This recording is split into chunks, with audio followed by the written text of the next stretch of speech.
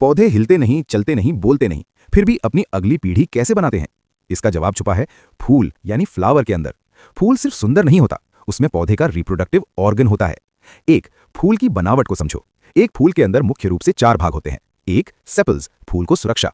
2 petals, रंग व खुशबू, pollinators को आकर्षित करने के लिए। 3 stamen, male reproductive part. 4 pistil या carpel, female reproductive part. 2 male reproductive part को स्टेमन कहते हैं। स्टेमन के 2 भाग होते हैं। एंथर, यहां बनते हैं पॉलन ग्रेन्स। फिलामेंट एंथर को सहारा देता है। Pollen grain equals male gamete यानी स्पर्म, यानी यही पौधे का मेल सेक्स सेल है।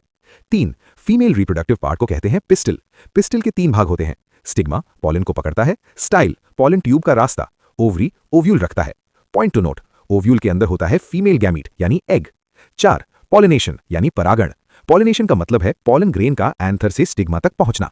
यह हो सकता है हवा से, मधुमक्खी तितली से या पानी से।